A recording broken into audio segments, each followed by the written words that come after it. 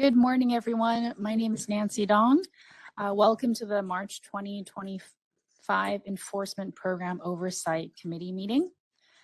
The CBA has provided the opportunity for the public to participate via the WebEx platform. When we take public comments, we will begin by taking public comment from those individuals attending the meeting at the Sacramento location. I will then ask the moderator to open up the lines for public comment. You will be allotted up to 5 minutes for public comment. Ms. Reed, can you establish a quorum? Doug Aguilera. Present. Patricia Batchelor. Here. Nancy Dong. Present. Tony Lynn. Here. Joe Rosenbaum. Here. And Teresa Thompson. Here. We have a quorum. Thank you.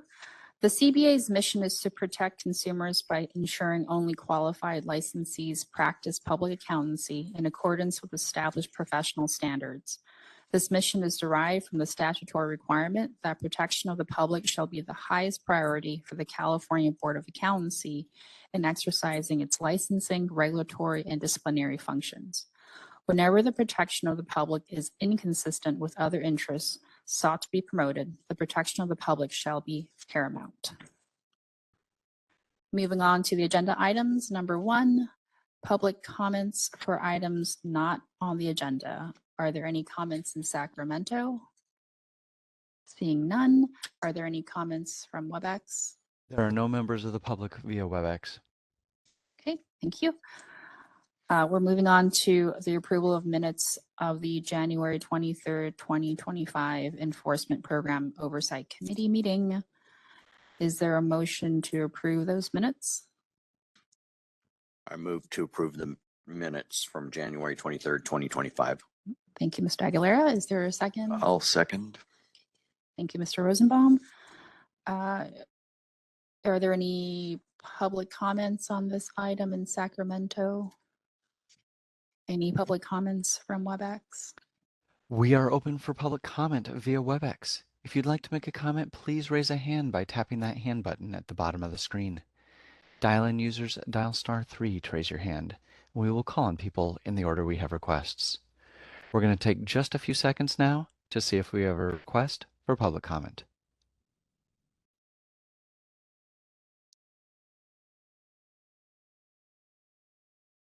Seeing no request for public comment, do you wish to continue with the agenda? Yes, please. Thank you. Ms. Reed? Doug Aguilera. Yes. Patricia Batchelor. Abstain. Nancy Dong. Yes. Tony Lynn. Yes. Joe Rosenbaum. Yes. And Teresa Thompson. Abstain. The motion carries. Thank you. Now moving on to the last item on our agenda, we have an informational overview regarding supervised practice for probationers. Should I turn it over to you guys? Okay. Good morning. My name is Malcolm Mitchell, and I'm the Enforcement Manager for the Intake and Probation Monitoring Unit. The purpose of this agenda item is to provide members with an overview of how supervised practice is used as a term of condition of probation. There is no action needed for this item. Over the past year, the CBA has seen an increase in their probationary cases, including supervised practice as a term of probation. Specifically, this increase has occurred when a license is granted through a petition for reinstatement. Considering the increased use, staff believe it is important to review this term with the CBA to ensure a clear understanding of its implementation and to review considerations members should make when determining whether this term is appropriate. Supervised practice is an optional condition of probation that may be included in stipulated settlements, proposed decisions, or when a petition for reinstatement is granted. This condition is an effective tool when a licensee is allowed to perform the types of services that resulted in discipline, and it has been increasingly used for individuals placed on probation following reinstatement of their license. When this condition is included in an order, probationers must submit a plan of practice within 30 days of the probation start date. For reference, the plan can be found as Attachment 1. The plan outlines the licensee's practice areas and identifies a proposed practice monitor who is a qualified CPA responsible for evaluating their work and submitting quarterly reports to the CBA.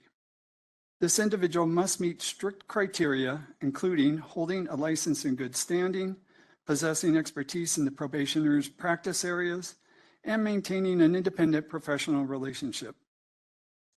This plan must be approved by the CBA. If the plan is not approved, the probationer must resubmit a revised plan. Since this item was mailed to members, staff have received several suggestions to improve the plan of practice, and these include the following. Add a statement for the practice monitor to also affirm there is no personal or professional relationship with the probationer, and add a statement notifying both parties that the probationer shall pay all costs for such monitoring. Additionally, based on member feedback, staff will explore including information on either the plan of practice or in a discussion during the probation orientation regarding the probationer's responsibility to take steps to ensure confidentiality with information that is provided to the practice monitor. Once approved, the practice monitor reviews samples of the probationer's work and documents their findings in quarterly reports to the CBA. These reports list engagements reviewed, highlight compliance with professional standards, and identify any deficiencies or concerns. CBA staff review these reports and may request the engagements identified by the practice monitor as problem areas for further examination by an investigative CPA or the Enforcement Advisory Committee. When negotiating a stipulated settlement, staff structured this term to require the supervision to occur in a specific practice area and include other factors such as the frequency and number of engagements to be reviewed during each reporting period, and whether these reviews should occur pre-issuance or post-issuance. When including the supervised practice term as a condition for the reinstatement of a license, the CBA should consider adding clarifying information to the term, such as targeting a specific practice area requiring supervision, the number and frequency of engagements to be reviewed during each reporting period, and whether these reviews should occur pre-issuance or post-issuance. This will help ensure that the licensee and practice monitor clearly understand the expectations of this term and that the focus of the supervision addresses the potential consumer risk.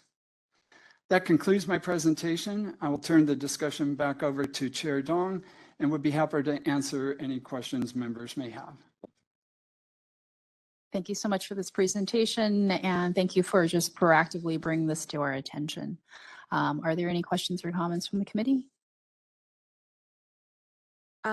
One quick question for you, and I think this was in the materials, but I might just have overlooked it. The probationer is responsible for identifying their own practice monitor. Is that correct? Yes, that's correct. Okay. And have there been instances where a practice monitor was maybe not fulfilling their responsibilities? Yes, there have been instances where that occurred. In that situation, then we would notify the probationer that they would need to select a new practice monitor and submit a new plan of practice for our approval. Are there like disciplinary considerations on the previous practice monitor? No. Okay. Thank you. Mr. Lynn? Thank you. I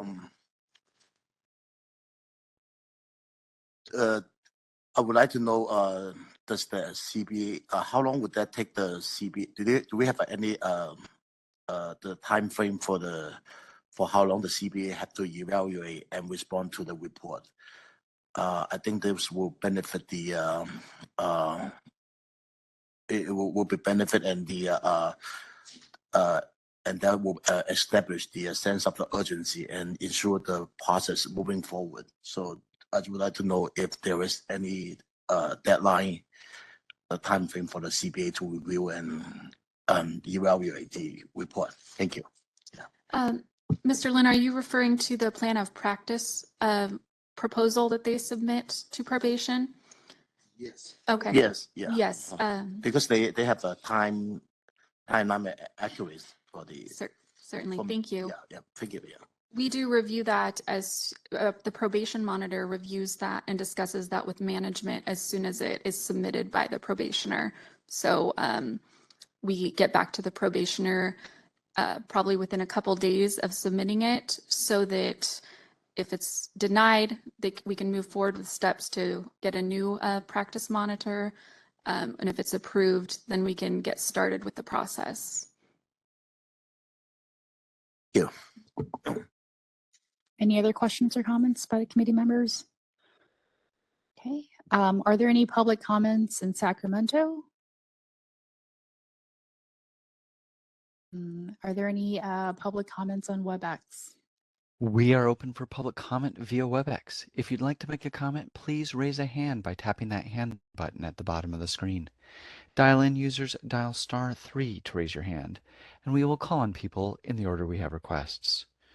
We're going to take just a few seconds now to see if we have a request for public comment.